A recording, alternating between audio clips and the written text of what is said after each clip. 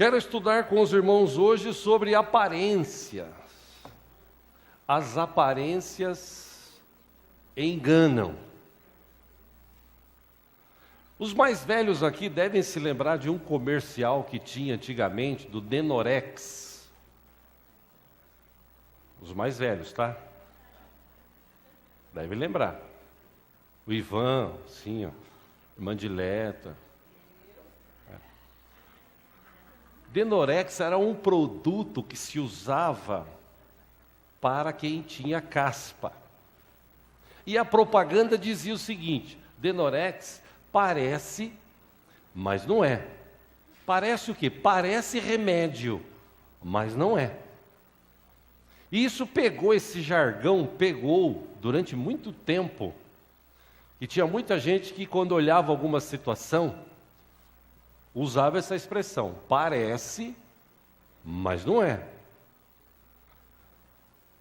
Eu quero estudar sobre isso com os irmãos hoje, porque no século que nós vivemos, o século 21, o século que provavelmente seja o último, já que Cristo, pelos fatos que a gente tem visto no mundo, está prestes a voltar, tem muita gente hoje que parece cristão, mas não é. As aparências enganam. Tem gente que, como dizia minha mãe enquanto viva, por fora, bela viola, por dentro, todo mundo sabe, né? Um monte de velho que tem aqui. Minha mãe falava muito isso, e é uma verdade, que tem muita gente que parece cristão, mas não é. E como é que a gente identifica esse tipo de pessoa? Não é fácil. Alguns até, só de bater o olho você já identifica. Mas tem muitas pessoas que você não consegue identificar. Ele esconde bem, enruste bem. E olha, irmãos, eu não estou falando só de pessoas que sentam no auditório de igrejas. Principalmente muitos líderes, muitos pastores, muitos obreiros que estão por aí, parecem de Deus, mas na verdade não são. A Bíblia, se eu quisesse citar aqui, tem vários textos, N textos.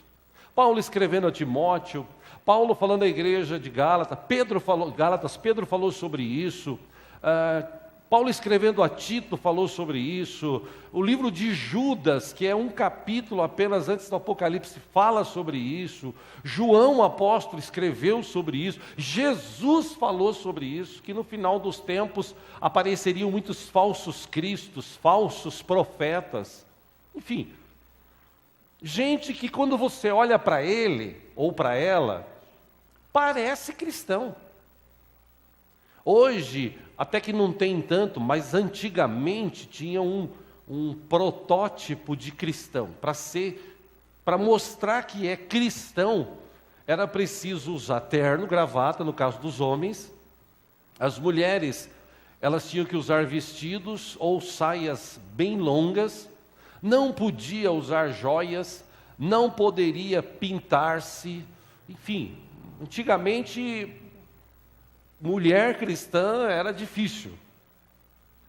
Homem cristão era difícil. Não podia jogar bola. Tinha igreja que não permitia nem usar barba, bigode. Era um negócio terrível. Tinha um protótipo. Então, quando você olhava para uma pessoa que se dizia cristã, você identificava assim, pelo jeito de vestir, os trejeitos, por exemplo, carregar a Bíblia, o jeito que falava, tinha um crentez especial, né? Por exemplo, o homem encontrava outro homem, e aí varão, né? E aí varoa, né? Lembram disso? Isso é bíblico, mas é bíblico da época do João Ferreira de Almeida, que foi a primeira tradução do português de Portugal que usou-se no Brasil. Usava-se essa expressão. Algumas igrejas ainda usam até hoje, quando um irmão encontra hoje, e aí vaso, né? Quem ouve isso fala assim, nossa, vaso? Não estou entendendo.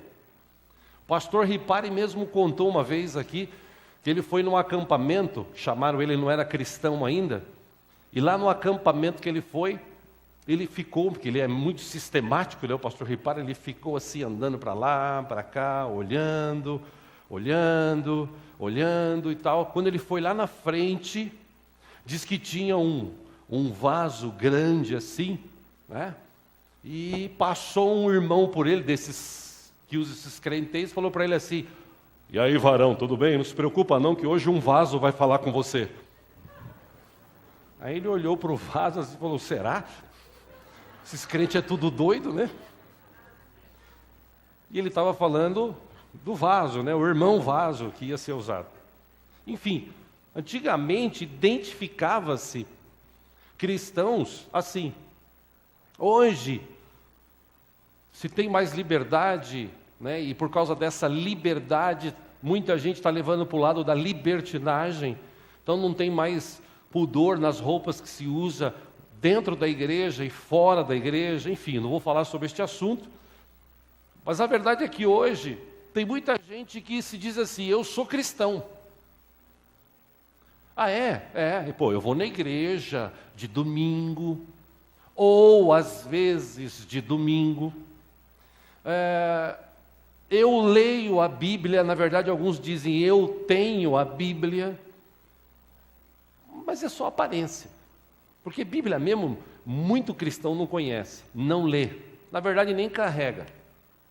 Com essa história de Bíblia no celular, que é muito bom, ainda assim, na hora que está lá olhando na Bíblia no celular, faz aquele barulhinho. Opa, alguém mandou aqui um negócio, eu vou ver. Aí já tira a atenção, ele vai para o WhatsApp, ou ele vai para o Face, enfim, ele fica ali. Aí o pastor fala: cuidado, irmãos, não você vai para o inferno. Ele: amém. Ele não está prestando atenção no que está falando, ele está prestando atenção ali. Infelizmente, tem muita gente hoje, muito crente hoje, que vive de aparência. E como eu disse, o tema de hoje: as aparências enganam. O que a gente pode aprender na Bíblia de prático sobre isso? Bom, como o mundo olha a gente, nós que temos uma aparência de cristão. Como é que o mundo olha para nós? Bom, aos olhos do mundo pode ser que a gente esteja assim, mas aos olhos de Deus pode ser que a gente esteja desse jeito. E por que a gente identifica isso? Porque dizendo-se cristão ou servo de Cristo, é só de aparência. Eu já disse aqui, repito, quem conhece Jesus mesmo como Salvador de sua vida, conhece e muda de vida, Mas infelizmente tem muita gente hoje ainda que ele usa máscaras. Ele ainda está usando máscaras. Tem gente que vem para a igreja e coloca uma máscara. Eu ia escolher até uma outra foto que eu achei na internet, coloquei essa, mas era uma outra que eu tinha localizado. Interessante, um desenho assim, bem feitinho de uma mulher, que ela tinha na parede várias máscaras, tipo sorrindo, séria, brava, chorosa. E ela com uma na mão, que ela escolheu daquele monte para colocar no seu rosto e mostrar uma situação. Tem muita gente hoje usando máscara na igreja. Tem uma aparência de santo, mas basta acontecer alguma coisa para você identificar que conversão mesmo não tem.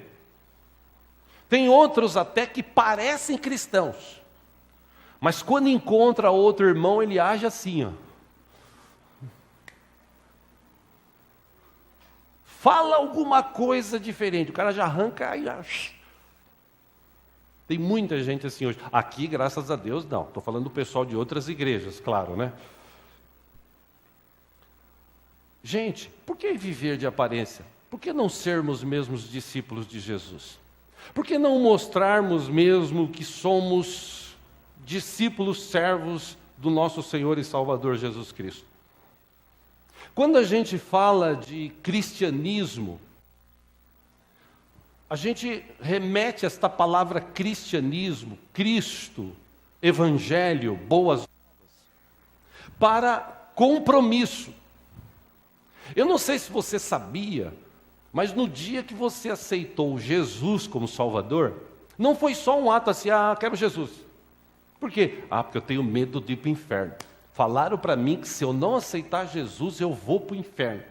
Então eu quero aceitar Jesus hoje, porque vai que eu morro amanhã, pelo menos eu vou para o céu. Mas ele está na igreja, ele serve a Jesus por medo. Então ele não faz nada direito, para ele tudo é um peso. As cobranças que se vêm da igreja ou da palavra, na verdade, de Deus, levam ele a se entristecer, a se martirizar até. Por quê? Porque ele não queria estar ali. Ele está ali porque falaram para ele que um dia ele pode morrer para o inferno.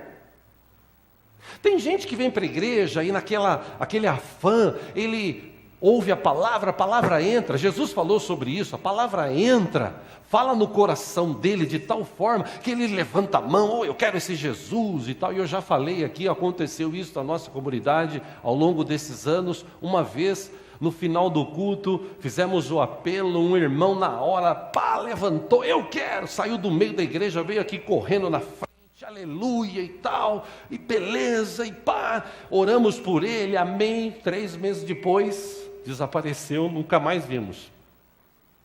A verdade é que, eu não sei se você sabia, mas no dia que você levanta a mão para aceitar Jesus como Salvador, é uma decisão que tem que ser consciente. E por que eu falo isso consciente? Porque a Bíblia compara a igreja de Cristo nessa terra como noiva. Noivado, compromisso.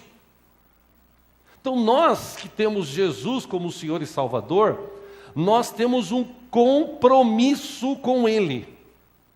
Assumimos um compromisso de andarmos juntos com Ele. Quando nós participamos da ceia, aqui, aos primeiros domingos do mês, aqui na nossa comunidade, esse é o nosso hábito. Quando nós participamos da ceia, e quem participa da ceia? Aquele que já se decidiu por Jesus, aquele que já entendeu o compromisso, que já se batizou, que está aí na ativa servindo ao Senhor. Quando a gente participa da ceia do Senhor, nós estamos firmando uma aliança com Jesus. Por quê? Porque Jesus, acompanha aqui no telão, Lucas capítulo 22, versículo 19, naquele momento de instituição de ceia com os seus discípulos, ele tomou o pão, deu graças, partiu e deu aos discípulos dizendo, isto é o meu corpo dado em favor de vocês, façam isso em memória de mim. Versículo 20, da mesma forma, depois da ceia, ele tomou o cálice dizendo, este cálice é a nova aliança no meu sangue, derramado em favor de vocês. Então Jesus, ele fez uma aliança. Havia uma aliança de Deus com o povo de Israel. Jesus veio e fez uma nova aliança com todas as pessoas do mundo, não só judeus, mas com a maior parte da terra que são gentios. Gentio é todo aquele que não é judeu. Jesus veio e firma uma aliança. E ele diz quando ele firma essa aliança, ele luta pela sua noiva, ele morre pela sua noiva, ele ressuscita pela sua noiva, ele assume um compromisso, uma aliança com essa noiva, que é a igreja dele nessa terra. Então, se você não sabia, fique sabendo que você, no dia que aceitou Jesus, você aceitou se submeter a este compromisso com Ele. Quando um cara, por exemplo, quer uma moça, corteja uma moça, o que ele faz? Ele namora, depois, tempo de namoro, ele assume um compromisso de que forma? Olha, nós estamos noivos e vamos nos casar. E nesse momento de noivado, o compromisso aumenta. Aí criaram a aliança, que quando você coloca a aliança na mão direita, é um sinal de que você está noivo de uma pessoa. Então você tem uma aliança. Para que você tem essa aliança? Eu sempre digo isso nos casamentos. Essa aliança existe para te lembrar que você tem aliança com alguém. Que você tem que cuidar desta pessoa, no caso do homem, cuidar da sua noiva, respeitar a sua noiva, amar a sua noiva e viver um compromisso com ela, de não traí-la. Da mesma forma, a moça com o rapaz. Quando Jesus veio e mostrou essa nova vida, ele disse o seguinte: eu quero fazer uma aliança com vocês. Aí ele pega o pão, parte, ele diz: isso aqui vai ser o meu corpo, que vai ser dado por vocês, vai ser representado nesse pedaço de pão. E ele pega o cálice e fala assim: ó, esse é o cálice do meu sangue. Esse sangue vai ser derramado em favor de vocês. Então, eu estou fazendo uma nova aliança. Aquela aliança passada só com os judeus, agora está sendo estendida para todo mundo. Você quer realmente ter contato com Deus, nosso Pai? É através do meu sacrifício, através de mim. Por isso que a Bíblia diz que só tem um mediador entre Deus e os homens, a saber, Jesus. Não tem outro que possa mediar esse papo, isso não existe. Apesar de ter igrejas por aí que têm imagens de santos, de santas, de pessoas que passaram por essa terra, algumas até foram criadas e inventadas, né? Muita gente não sabe disso, mas alguns destes que se tornaram aí santos, foram pessoas que passaram nessa terra, que ajudaram muita gente, ótimo, só que morreram. Jesus foi o único que morreu e ressuscitou. E muitas dessas igrejas que têm essas imagens dessas pessoas, usam essa mesma Bíblia nossa, mas não leem a Bíblia, por isso ainda ficam se dobrando e amando, beijando, adorando essas imagens. A Bíblia diz, a nossa Bíblia, ou a Bíblia Sagrada, ela diz que só tem um mediador entre Deus e os homens, a saber, Jesus Cristo. João 14,6 registrou a fala de Jesus. Jesus disse: eu sou o caminho, a verdade e a vida. Ninguém vai ao Pai ou vem ao Pai a não ser por mim. Algumas coisas a gente precisa entender da Bíblia. A gente precisa ter uma aliança com Deus. Quando eu assumo um compromisso com Jesus, eu estou firmando uma aliança com Ele. E quando eu firmo essa aliança, é questão do quê? De eu entender por que eu fui chamado, por que eu assumi essa aliança. Qual é o ensinamento de Jesus, através da sua palavra, para que eu viva uma vida abençoada debaixo dessa aliança? A gente tem estudado isso aqui ao longo dos anos na igreja. A Bíblia ensina uma série de questões. A partir do momento que a gente aceita os termos, e eu já disse isso aqui, é bem claro, Jesus, na sua sapiência, a sua inteligência, ele disse tantas coisas maravilhosas que foram registradas na palavra. Jesus disse: quem quiser vir após mim, nessa aliança, negue-se a si mesmo, tome a sua cruz e me siga. Ou seja, quem quiser, você não é obrigado. Você não é obrigado, por exemplo, eu não fui obrigado a casar com a minha esposa. Eu casei por quê? Porque eu amava, porque eu queria formar uma família, e nós dois, nesse relacionamento, nos respeitamos, nos amamos. Eu não fui obrigado. Da mesma forma, ninguém foi obrigado a aceitar Jesus como o Senhor de sua vida. Você aceitou Jesus ou por medo de ir para o inferno, ou porque você viu um menino na igreja e falou assim: acho que eu vou virar crente para ver se eu consigo. Conheci vários casos de pessoas assim, que virou crente, né, para ter a mina do sonho que estava lá naquela igreja, ou aquele menino do sonho que estava naquela igreja, depois que casou, arrivederci. Não quis saber mais de Jesus, só queria a mina. Tem gente que aceita Jesus por causa de dinheiro, tem gente que aceita Jesus por posição social, por ver assim: opa, a igreja, ó, a pompa, então acho que eu quero ser crente. E aí as aparências enganam. Como anda o nosso relacionamento com Deus, com Cristo? Nós temos mantido a aliança que nós firmamos com Ele no dia que aceitamos Ele como Senhor e Salvador? Ou será que a gente vive só de aparência? Pareço crente. Vou na igreja, mas eu só pareço. Porque na verdade, lá no fundo, muita coisa não acontece.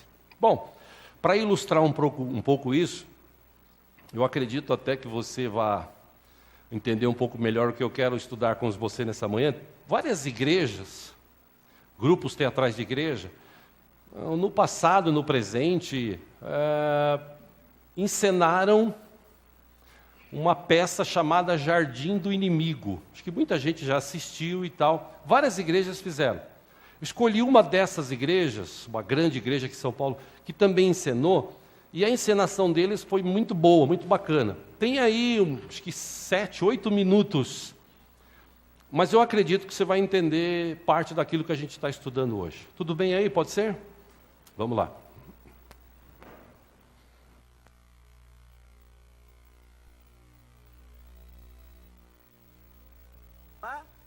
Crente sem compromisso, cadê você? Glórias ao Deus, o soberano! Eita. Eita, eita, eita, eita, eita! Aleluias! Já percebeu que crente sem compromisso sempre chega atrasado na hora do culto? É porque você toma posse da palavra que diz: Deus habita no meio dos louvores. Aí você chega bem no meio do louvor, né? O que você quer, rapaz? O que você quer? Sai!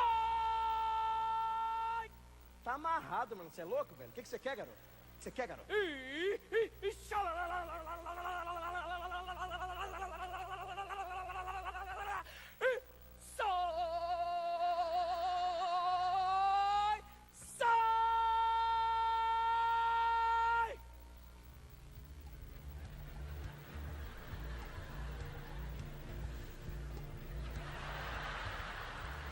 Eu não saio,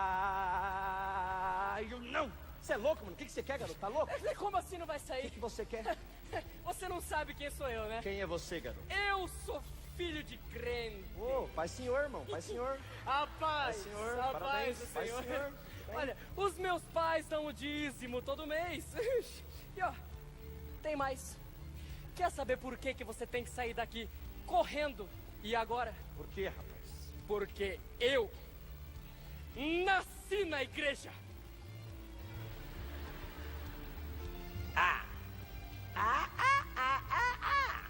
Mano, que coincidência, meu, olha só. Você nasceu na igreja, eu nasci no céu. E juntos, vamos pro inferno. O que você quer, rapaz? Tá louco? Fala o que você quer.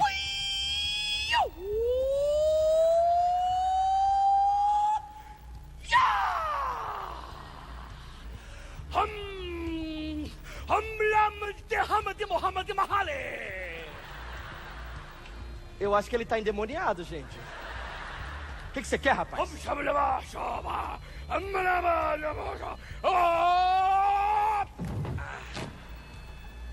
Eu conheço o Deus de Paulo, garoto. Mas o vosso Deus quem é? Tem gente aqui que acabou de rir de você mesmo. Você faz igualzinho a ele, olha. Você me amarra, me queima, me expulsa, me coloca debaixo dos seus pés. Mas eu não saio da sua vida não, sabe por quê? Você não se parece com Jesus. Você não tem o cheiro de Jesus. Como é que você quer que eu saia da sua vida se você não tem nem espada na mão? A espada do Espírito é a palavra de Deus, quer ver? Eu, Satanás, conheço a Bíblia inteira, capítulo por versículo, versículo por versículo. Conheço os mandamentos, conheço as promessas. Eu conheço a Bíblia e você conhece? Você não entendeu a minha pergunta? Eu, Satanás, o Belial, a serpente, o dragão, que vim para roubar, matar e destruir, o maior inimigo da sua alma, que está ao seu derredor bramando como um leão para te devorar. Eu, seu adversário, seu acusador, conheço a Bíblia inteira. E vocês, ó figos bons, romãs, árvores plantadas em beira de ribeiro, jardim regado, carvalho de justiça, membros do corpo, sol, filhinhos, ministros do evangelho, embaixadores de Cristo, conhece essa palavra inteira? Deus, aqui tem pessoas que perderam para Satanás na palavra. Você não tem vergonha de perder para Satanás na palavra, não? Sabe o que você perde? Eu, Satanás, só conheço a letra. Eu só sei o que está escrito aqui. Agora, se você chegar na tua casa hoje e abrir a Bíblia, o Espírito Santo, ele não vai te mostrar somente a letra como eu conheço, porque ele vai te mostrar a revelação que há por trás da letra. É por isso que eu não quero que você leia a Bíblia. É por isso que eu quero que você fique longe dessa palavra, porque aqui dentro está escrito: conhecereis a verdade e ela vos libertará. Você não precisa ler isso aqui, ok? Isso aqui não te interessa. Não sei nem por que eu estou pedindo para você não ler a Bíblia. Você não vai ler mesmo. Isso aqui, ó, não te interessa. Tá bom, eu não quero radicalizar, não quero ser um cara radical de maneira nenhuma. Então vamos aproveitar. Eu não quero falar nada. Eu não quero dizer que todo mundo que está aqui não gosta da Bíblia. Então eu vou fazer simplesmente um teste. Vamos saber se você gosta ou não gosta. Vamos lá, saber se você é um crentinho meia boca ou se realmente você tem compromisso com Deus. Vamos falar da sua rotina. Como é que é? Você acorda cedo, vai para a escola, vai para o trabalho. E aí alguma vez já aconteceu isso, ó? Meio-dia. Uau, já deu meio-dia. Eu vou chegar em casa hoje à noite, eu vou ler a palavra. Que vontade de ler a Bíblia que eu estou hoje. Eu vou mergulhar nessa palavra. Eu quero entender o que Paulo estava dizendo naquele momento. Uau, já são 17 horas. O meu dia já está acabando. Eu vou chegar em casa hoje e eu vou entender o que Jesus estava ensinando naquele versículo que mexeu tanto comigo. Hoje eu passo de 4 a 5 horas mergulhado na palavra, com certeza. E aí? Alguma vez isso já aconteceu com você? Essa expectativa pela palavra, essa fome de entender a Bíblia já te acompanhou alguma vez? Tá bom, vamos então dar uma moral para você. Como é que é depois de um culto de domingo, ou de um culto como esse? Como é que é a sua rotina? Você chega em casa, liga a televisão, vai vendo um programinha com a família, pega alguma coisa para comer, pega no sono e dorme. Ou então outros que vão chegar em casa hoje, aí vão chegar em casa lá e pega alguma coisa para comer, vai para o seu quarto, acessa a internet e fica de 4 a 5 horas conversando com seus amigos virtuais. Estou exagerando? É claro que não. É exatamente isso que muitos vão fazer hoje quando chegarem em casa. Vão ficar de 4 a 5 horas conversando com seus amigos virtuais. Eu duvido que você vai chegar em casa hoje e você vai ficar mergulhado na palavra até as 4 da manhã. Jamais. Olha, eu devo admitir e confessar algo. Vocês me divertem, sabia? Eu nunca vi uma geração como essa, que cresce tão rápido, mas cresce sem base, sem conhecimento. E olha, toma cuidado, porque a Bíblia diz que o povo padece por falta de conhecimento. A qualquer momento eu posso enganar você, e você não vai nem perceber. É melhor você ficar ligado. E aí, eu não consigo entender. E sabe o que eu acho mais bonito em vocês? A dedicação que vocês têm na hora do culto. Porque aí alguém sobe no altar e diz assim: quantos aqui amam a Jesus? Levanta a mão e diga amém. Aí você levanta a mão e diz amém. Aí o irmão diz: eu não entendi direito. Quantos amam a Jesus? Diga aleluia. Você grita aleluia. Você ama Jesus? Realmente você ama a Jesus? Tá bom, então vamos entender. Quantos aqui que amam a Jesus? Amam mesmo? Já decoraram o sermão da montanha inteiro? O sermão, não estou dizendo a Bíblia. Alguns capítulos de Mateus. Quantos aqui já decoraram? Não, peraí, Satanás, aí você está sendo radical demais, está sendo religioso. Não é assim que funciona. Eu não preciso conhecer tanto assim a Bíblia, né? Você sabia que um menino de 12 anos, um filho de um muçulmano, já conhece o Alcorão inteiro? 12 anos. Ele não conhece alguns capítulos, ele conhece a Bíblia inteira. E o seu filho? Quantos capítulos da Bíblia o seu filho conhece? Também tem um pai vagabundo igual você em casa, que não mostra para o seu filho o caminho que ele deve andar, é incapaz de sentar à noite e abrir a Bíblia. É claro que seu filho não vai querer ser um leitor da palavra se você passar a maior parte do tempo fazendo outras coisas. Igreja, povo de Deus, eu não consigo entender vocês. Como é que você consegue viver sem conhecer a Deus?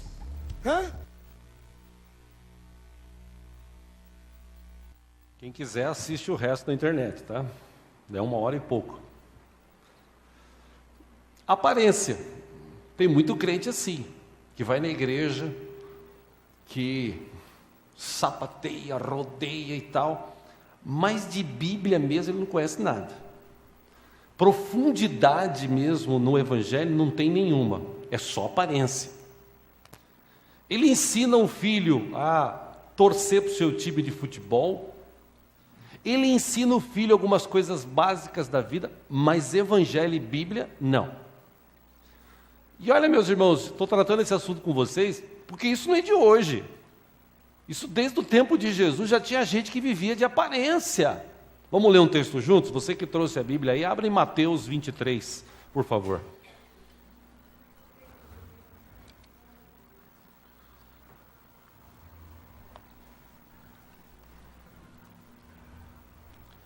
Deus é bom e está com a gente aqui. Sabe que eu quero tratar esse assunto com vocês hoje aqui? Porque Deus ama você. Foi Ele que colocou isso no meu coração para a gente estudar aqui. Mateus 23, versículo 1. Se você tem alguém sem Bíblia ao teu lado e puder repartir com ele, faça isso. Jesus disse à multidão e aos seus discípulos: os mestres da lei e os fariseus se assentam na cadeira de Moisés. 3. Olha o que Jesus diz: obedeçam-lhes e façam tudo o que eles lhes dizem, mas não façam o que eles fazem. Por quê? Porque eles não praticam o que pregam. Ao contrário, 4, eles atam fardos pesados e os colocam sobre os ombros dos homens, mas eles mesmos não estão dispostos a levantar um só dedo para movê-los. Versículo 5. Tudo o que fazem era para serem vistos pelos homens. Eles fazem seus filactérios bem largos e as franjas de suas vestes bem longas. Pausa aí, o que é filactério? Se você quiser ver a imagem, você procura na internet. Filactério era uma caixinha assim que os judeus colocavam na testa. Aí durante o dia, para meditar na palavra, eles abriam e puxavam um dos escritos para ler. Alguns até puxavam assim diante dos olhos, outros tiravam de dentro e liam, guardavam. Então Jesus está dizendo, para se mostrar, para ter aquela aparência de cristão, desses caras era maior, bem grande na testa. Vamos lá, volte para o texto. Versículo 6. Gostam do lugar de honra nos banquetes e dos assentos mais importantes nas sinagogas. 7. Gostam de serem saudados nas praças e de serem chamados rabis. 8. Mas vocês não devem ser chamados rabis. Rabis é uma expressão que traduzindo em português quer dizer mestre. Um só é mestre de vocês e todos vocês são irmãos. 9. A ninguém na terra chamem pai, porque vocês só têm um pai, aquele que está nos céus. 10. Tampouco vocês devem ser chamados chefes, porquanto vocês têm um só chefe, o Cristo. 11. O maior entre vocês deverá ser servo. 12. Por que Jesus falou isso? Simples, porque todo aquele que a si mesmo se exalta será humilhado, e todo aquele que a si mesmo se humilha será exaltado. Aí Jesus começa com um monte de ais, os ais de Jesus, falando para os fariseus e mestres da lei. Ele diz: ai de vocês, mestres da lei e fariseus, hipócritas, vocês fecham o reino dos céus diante dos homens. Vocês mesmos não entram, nem deixam entrar aqueles que gostariam de fazê-lo. 14, ele diz: ai de vocês, mestres da lei, fariseus, hipócritas, vocês devoram as casas das viúvas e para disfarçar fazem longas orações. Por isso serão castigados mais severamente. 15, ai de vocês, mestres da lei e fariseus, hipócritas, porque percorrem terra e mar para fazer um convertido, e quando conseguem, vocês o tornam 2 vezes mais filho do inferno do que vocês. 16. Ai de vocês, guias cegos, pois dizem: se alguém jurar pelo santuário, isso nada significa, mas se alguém jurar pelo ouro do santuário, está obrigado por seu juramento. 17. Cegos, insensatos. O que é mais importante, o ouro ou o santuário que santifica o ouro? 18, vocês também dizem, se alguém jurar pelo altar, isto nada significa. Mas se alguém jurar pela oferta que está sobre ele, está obrigado por seu juramento. 19, cegos. O que é mais importante, a oferta ou o altar que santifica a oferta? 20, portanto, aquele que jurar pelo altar, jura por ele e por tudo que está sobre ele. 21, e o que jurar pelo santuário, jura por ele e por aquele que nele habita. 22, aquele que jurar pelos céus, jura pelo trono de Deus e por aquele que nele se assenta. 23, ai de vocês, mestres da lei, fariseus, hipócritas, vocês dão o dízimo da hortelã, do endro e do cominho, mas têm negligenciado os preceitos mais importantes da lei. Que preceitos são esses? A justiça, a misericórdia e a fidelidade. Justiça, misericórdia, fidelidade.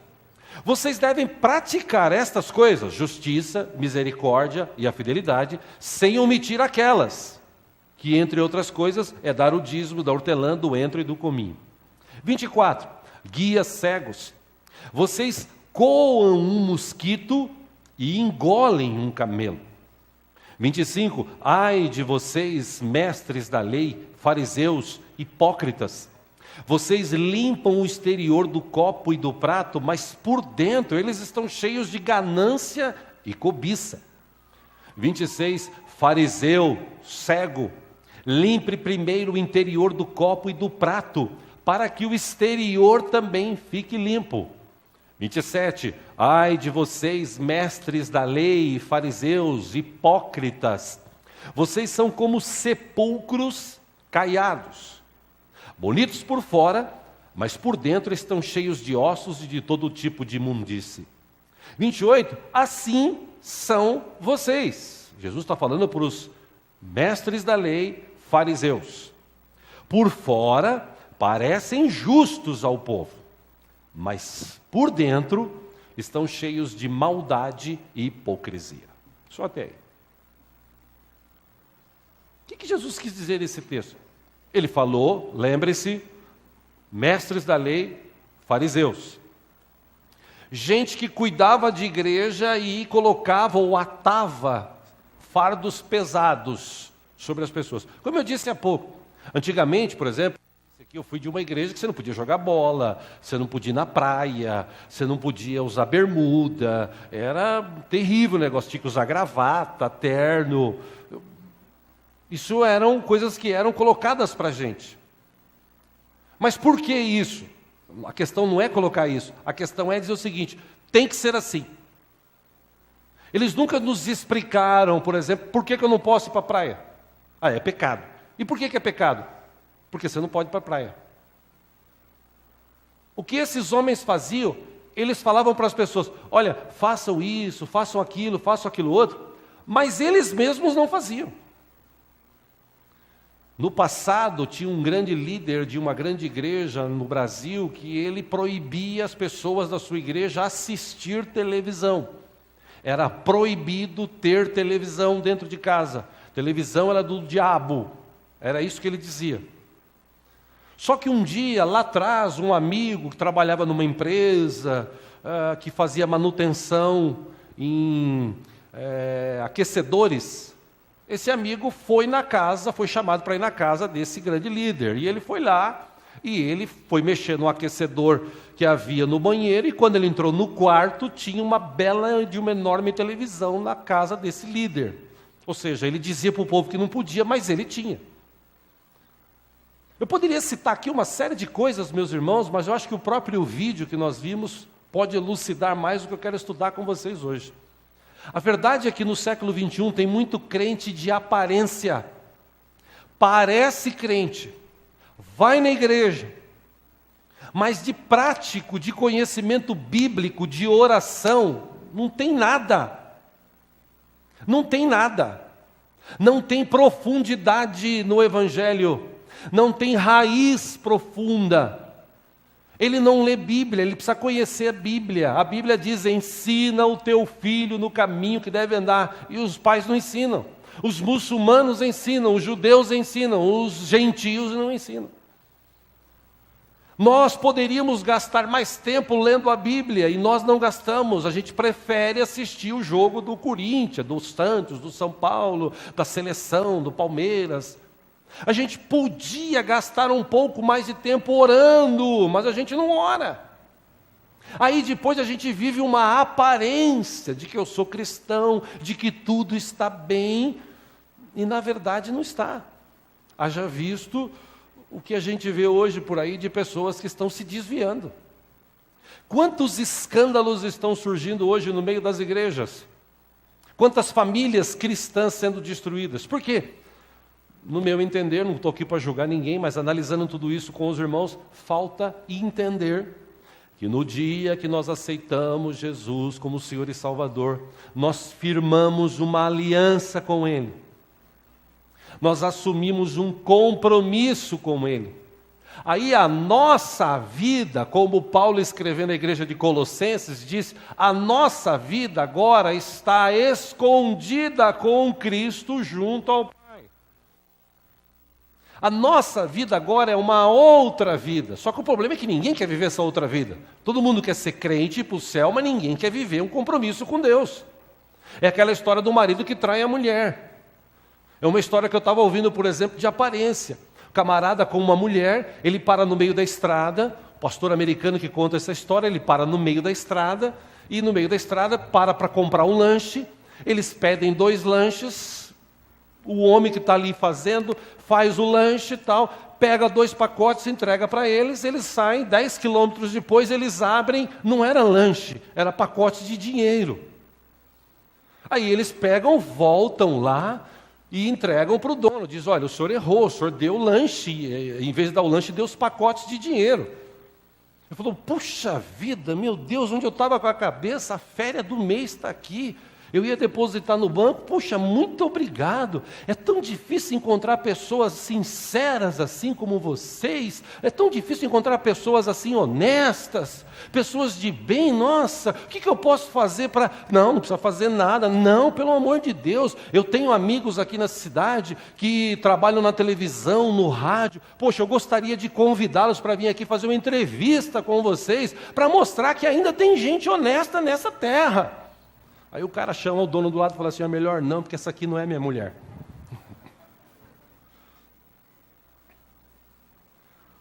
A verdade é que tem muita gente que vive de aparência dentro da igreja. Gálatas capítulo 1, versículo 6, você que gosta de anotar aí, está aqui no telão.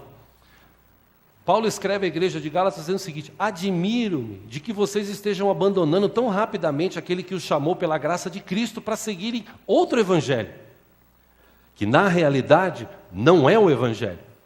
O que ocorre é que algumas pessoas os estão perturbando, querendo perverter o evangelho de Cristo. 8, mas ainda que nós ou um anjo dos céus pregue um evangelho diferente daquele que lhes pregamos, que seja amaldiçoado.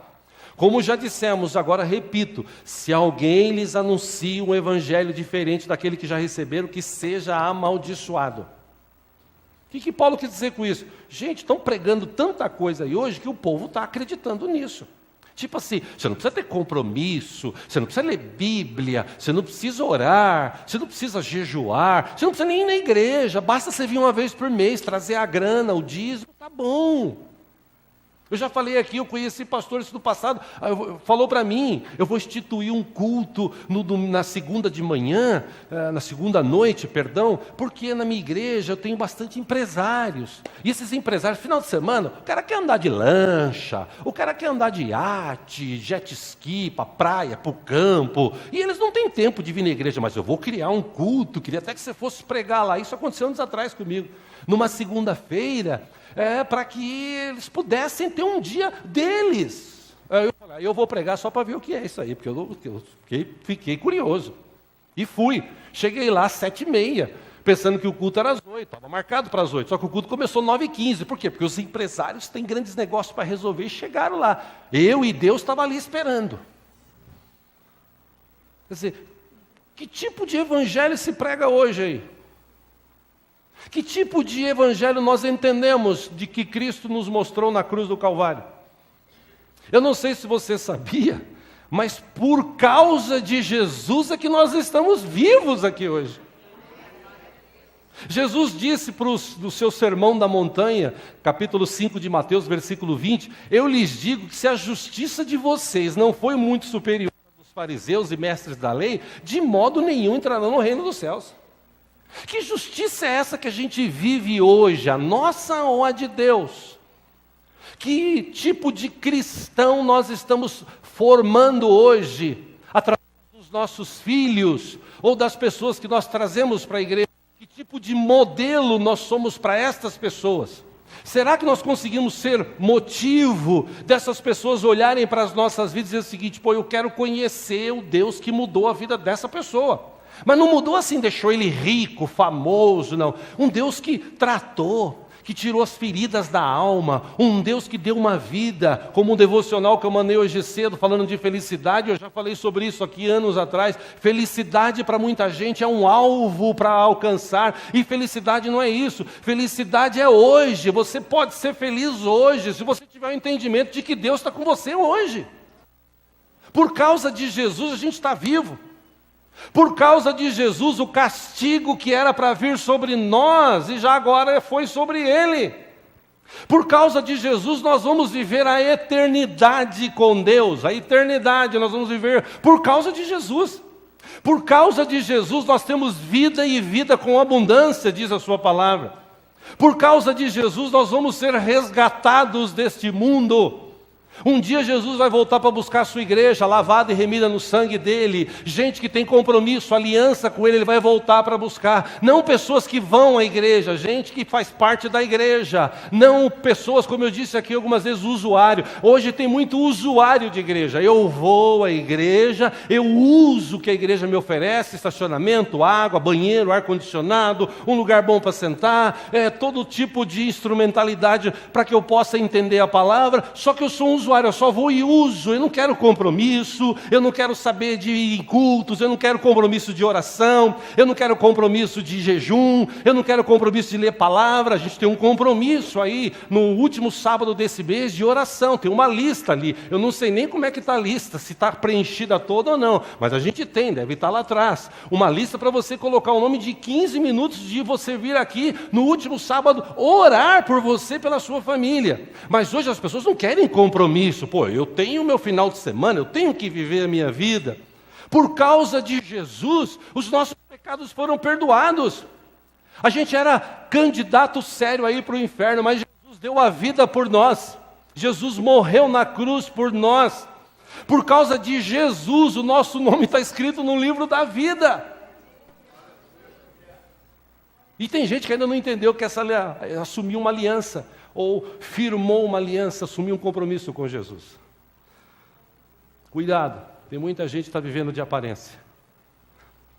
Jesus falou e tratou com aqueles religiosos da época lá. E hoje em dia tem muita gente religiosa. Por isso que eu odeio religião. Você viu o que religião fez na França, em Paris. Aquilo ali foi ato de religião. Que religião faz isso, mata, destrói, afasta as pessoas, torna as pessoas inimigas, as pessoas discutem. Por isso que eu não discuto futebol, política e religião, eu não discuto sobre isso. Agora, eu gosto de falar de Jesus. Por quê? Porque Jesus não é religião, Jesus é um estilo de vida. Jesus nunca pediu para eu colocar uma bomba no peito e me explodir.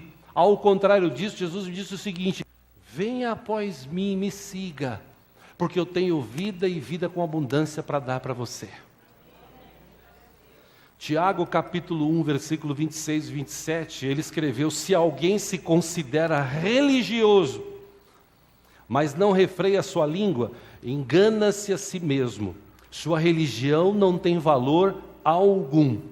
27, a religião que Deus, o nosso Pai, aceita como pura e imaculada é esta: cuidar dos órfãos, das viúvas em suas dificuldades, e não se deixar corromper pelo mundo. Então, eu quero uma religião. Está a dica aqui na Bíblia para quem quer ser religioso ou viver uma religião. Paulo escrevendo à igreja de Roma, Romanos capítulo 1, versículo 16 e 17, ele disse: eu não me envergonho do Evangelho, porque é o poder de Deus para a salvação de todo aquele que crê. Primeiro do judeu, depois do grego.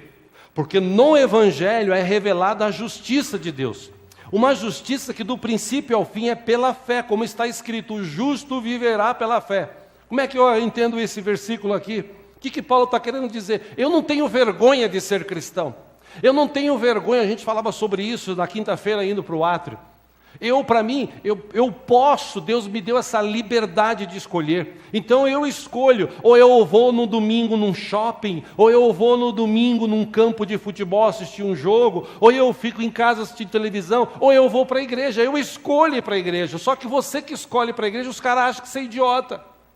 Tem cara que fala assim para você, pô, você dá dízimo na igreja para pastor, você é besta mesmo, né? Como é que pode você dar 10% do teu salário na igreja? Pois é, eu estava num restaurante ontem, sexta-feira com o Paulinho, e eu vi lá uma marca de cigarro custa R$ 4,50. O cara paga R$ 4,50 num maço de cigarro que ele fuma por dia. Num mês ou em 10 dias são R$ 45. Aí dá quase R$ 150, e ele pega R$ 150 e dá para o diabo, ou para o dono da Souza Cruz. Aí ele critica um cara que ganha R$ 1.000 por mês e tira R$ 100 e abençoa a obra de Deus, e ainda recebe a bênção de Deus. Quem que é idiota nessa situação? A verdade, meus irmãos, é que por causa disso as pessoas têm medo. Eu não me envergonho do Evangelho. Eu sou cristão, ponto. Sou cristão. Você não vai na praia? Vou. Mas quando eu vou na praia eu procuro um lugar que não tenha mulher vestido isso ou sem nada. Você joga bola? Jogo. Estou com a perna aqui, inclusive, porque deram uma em mim, né? Mas amém. Estou aí. Mas vou lá com os irmãos brincar de bola. A gente dá mais risada do que brinca, do que joga bola. É um pior que o outro, um mais grosso que o outro. Que diga eu e o Valmir, né, Valmir? Valmir consegue dibrar ele mesmo e cair. Brincadeira, Valmir. Mas a gente dá risada. E vi um dia desse do jogo lá, que eu estava lá, aí o Marcel falou, vou dar uma olé no senhor hoje. Vem cá dar uma olé em mim. Quando ele veio, eu agarrei ele, joguei ele para o alto, caiu em cima de mim, eu joguei para o chão. A gente ficou uns 10 minutos dando risada sozinho lá. A gente brinca. Mas não deixo de jogar bola, não deixo de ter comunhão com meus irmãos. Mas também não deixo de ir no culto de oração na sexta-feira, não deixo de ir no culto no domingo, não deixo de orar, não deixo de jejuar, não deixo de ler a Bíblia. Eu não tenho vergonha. O problema é que hoje, infelizmente, as pessoas estão se envergonhando. Aquele relativamente correto, positivamente correto. Irmão, para com isso. Ou você é ou você não é. Se você é cristão, viva como um cristão. O pastor Anésio, eu encerro falando sobre isso. 2 anos atrás, a gente estava almoçando e ele falou para a gente, ele falou, quando nós fomos lá para a África, ele disse, a única forma, o único jeito dos africanos aceitarem Jesus numa determinada região que eles estão lá, que a igreja ajuda, os pastores de lá, o único jeito que os pastores têm de ganhar pessoas é mostrando para elas o Jesus que está neles. O que Jesus fez na vida deste homem, que mudou a história dele, da sua família, ele se tornou um cristão, foi consagrado a pastor e está pregando a palavra. Então, se eles virem mudança, eles aceitam Jesus. Caso contrário, tem muitos que vão para a igreja porque a igreja dá pão, a igreja dá suco, a igreja dá roupa, e tem muita gente que vai para a igreja. É fácil, inclusive na África, ganhar pessoas para Cristo. Vem aqui, Jesus te ama, eu vou te dar comida. Vai um monte. Está todo mundo passando fome. E o João Pedro e a Simone, que foram para lá esse ano, eles disseram, pastor, ajuda para a África só se você for lá e levar. Porque se você não levar, todo o dinheiro que se manda, tudo que se manda, autoridade, policiais, todo mundo é corrupto. Os caras pegam tudo, não chega nada para a igreja. Se você quer mandar, vai lá e leva. Caso contrário, não manda, senão eles roubam tudo. Falou que na África a pior coisa que existe não é a fome, é a corrupção. Parece o Brasil. Aqui ainda tem coisa para roubar, lá eles não têm. É uma pena, meus irmãos, que os crentes de hoje só vivem de aparência. Crente que devia orar, crente que devia estar firme, está aí meia boca, não quer compromisso com Jesus. E eu repito para encerrar, se você entendeu que você levantou a mão e assumir um compromisso, a tua vida, a minha vida tem que mudar. O nosso compromisso não é com família, com o cônjuge, nem com o mundo. Em primeiro lugar, Jesus disse: ame o teu Deus de todo o teu coração, de toda a tua alma, de todo o teu entendimento. Ok? Ao próximo, você faz o mesmo, como você ama a si mesmo. Então, o primeiro lugar da nossa vida vem Deus. Eu não estou falando nem de igreja, estou falando de Deus. É que igreja, a obra está ligada a Deus. O problema é que hoje as pessoas não querem saber. Quero vir na igreja no domingo. Você vê que está aumentando até a frequência do culto da manhã, porque eu quero ter o dia livre. Será que você gasta tempo lendo Bíblia? Será que você pega as pessoas, traz para a igreja? Será que você se preocupa, vou voltar no culto da tarde, porque tem uma pessoa que eu conheço que precisa ouvir uma palavra assim? Será que você divulga, assista pela internet, ouça pela rádio? Será que você está preocupado? Ou você só está assim, tipo, eu estou indo na igreja. Mas compromisso mesmo você não tem. Ou seja, meu irmão, irmã, vamos parar de viver aparências. Porque Deus me ama, Deus te ama, mas Deus é fiel à sua palavra. Amém? Podemos orar por isso?